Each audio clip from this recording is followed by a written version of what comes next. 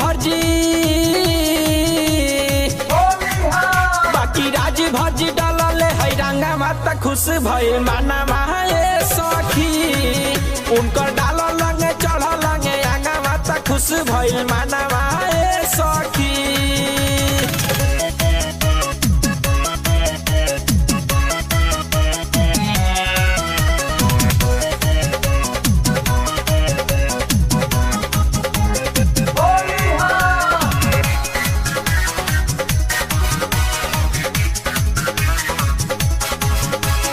बिना केमिकल के ले आई बाड़े रंग हो मन करे खेली होली उन्हीं के संग हो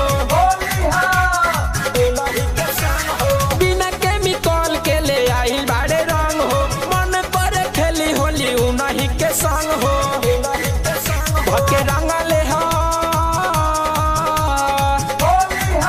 धके रंगले हो दुनो मोर जो बनावा त खुश भइल मानवा ए सखी उनकर डाल लंगे चढ़ लंगे आगा बात खुश भइल मानवा ए सखी।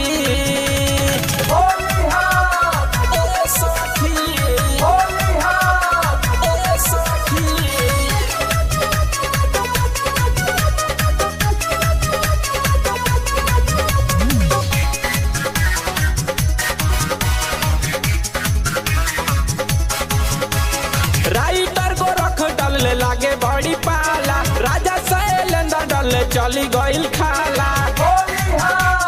चली गइल खाला राइटर को रख डालले लागे बड़ी पाला कुंवर अखिलेश डाले चली गइल खाला